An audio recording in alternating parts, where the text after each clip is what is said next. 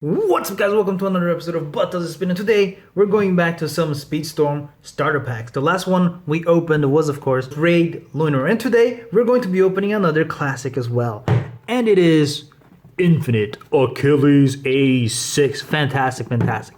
So Achilles have always been one of my favorites. On Hypersphere, I did like Union Achilles quite a bit, and even though it was Hypersphere, but here we have Infinite Achilles from Speedstorm. Now, I do hear that the Sparking one was very good, but the Speedstorm one, I'm not too sure about. I don't think the swords come off at all. I don't think... It does look very, very simplified, right? Even the colors look super simplified. Everything looks to be like one piece, I think. So I'm not too sure how that's gonna work. Yeah, it doesn't look like that comes off. But at least it does have a fused disc, which is kind of interesting, I guess. And I don't. Does that change modes? Maybe. I don't know. I think that point comes out. We'll have to check it out. But just the visual, it doesn't look like it is a complex Beyblade. Like, it's not as complex as it should be, perhaps, but it is an Achilles, so I'm still excited to have it in our collection. Here you can see that the attack is at 8, so, not too fantastic. I think most Achilles did have 10s, right? Or maybe I might be wrong about that. Burst is 3, defense is 4, so not too great. Weight is 7, which is okay-ish, although Raid Lunar did have 10 and it still felt super light, so we'll have to check the weight on this. Agility is 3 and stamina is 4. So, these numbers usually don't mean anything to me. We'll have to open it and see. But before we open, leave us a like if you've been enjoying this series and subscribe to not miss any future videos. So are you ready? Let's go. And here we are with everything out of the box. Of course, we do get a standardized ripcord launcher here. As per usual, its performance is just okay. It's compared to all of the other ripcord launchers from Hasbro. Nothing too different. Just the grip that changes and the grip color. Performance-wise, it is exactly the same. But, of course, they're a little worse than the Pro Series ripcord launchers. And a lot less convenient than string launchers. But it is better than nothing, but it's just there. Let's take a look at the blade and core. This is Infinite Achilles. It is very pretty, but as you can see, it is lacking a lot of the colors. You see that there are some details there that haven't been colored.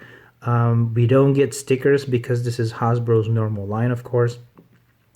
Also, we don't get any of the gimmicks. In the beginning of Speedstorm, we were getting some of the gimmicks, like the rubberized wizard Fafnir and all that, but like the rubberized Fafnir and all that. But as it went on, they decided to not keep up with that. So you see, this is very bare bones. You don't get any of the sword gimmicks. You don't get anything. You can't change modes or anything about that. But it is still an Achilles, and I think that's okay. It's pretty good looking at the very least. But yeah, we do like Achilles on the other series as well, on the other seasons as well. Despite even the Achilles from Hypersphere, it having the different two swords mode, we don't get that on Speedstorm, which is very sad. I think this is the very first Achilles we don't get all the gimmicks on, from like on Hasbro, which is very sad, very, very, very sad. But it is what it is. The slopes, they don't look too different from the others. Here is the QR code if you do need it. That said, I do like the colors. I don't think it's too bad. Going to the forged disc, it is a 1B. They do call it a 1BD because this is the Hasbro one. It is fused. This is very small as well, just like we mentioned. It is it won't have any effects outside like the usual frames and whatnot. It's not gonna help at all. It's just there for the weight, really, and it's pretty small, but you know, it is what it is. It looks okay. It helps with the color scheme, I guess. So we'll take it. The driver, however, is possibly the most disappointing part. You can see that it is supposed to be a dimensioning SP, so it is a little bit taller because it is Speedstorm. It is very flat because it is Speedstorm, but it also doesn't move. It doesn't have any of the moving parts. You can see here that this it does have moving parts. I think this is what it was supposed to be, because you can see that it definitely does look like that, but it doesn't have the moving parts to change its modes. So that's very sad, but it is what it is. Speedstorm, they try to keep the drivers more simple, I guess, more flat and tall, which is, you know, kind of sad, because like with the Destroy that we got, Metal Destroy that we got on Lunar, it did have the free spinning, it did have the metal gimmick to it, I guess, but here you don't get anything. You don't, not even to make it like, not even only to change the height, you know. Like, what is this? This is bare bones. So I am pretty disappointed about that.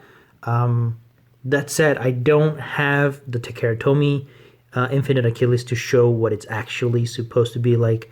So, you know, we'll have to go with this. Let's assemble it and test it out, and of course battle it with some of the other Speedstorm Beyblades.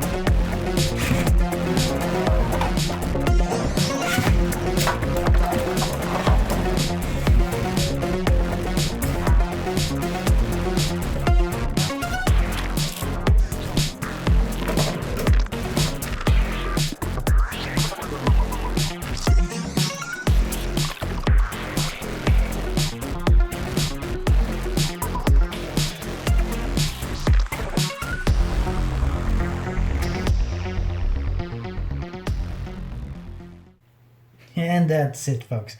As you saw, he did win quite a few against 2 battle set ones. That said, the battle set ones, as you can see, they don't have a fuse disc with the plastic on, and their drivers are very simple, so they are very light. They're also very small, so they are pretty light. As for Union Achilles, he does have this extra plastic on. He's pretty big in comparison to those first ones, and the fuse disc does add some weight to it, I guess. So he was able to beat Hyperion and Helios pretty well without any issues. His hits were stronger. You can see that some of these uppercuts are pretty big, right? So he was pretty strong against those, but against heavier Beyblades like the Dragon, he stood no chance. Against Luinor, which also has the metal driver, he stood no chance. But yeah, take the conclusions you like from that. This is what I had to show you. If you enjoyed the video, leave us a like and subscribe to see more videos like this. We are bringing more Beyblades of all kinds and generations to this channel. Of course, we do talk about some other spin tops as well from time to time, and sometimes we even show something that is not even a spinning top that we try to spin just to see if we can. So if you're into those things, I'll see you next time, and until then, stay nerdy, guys.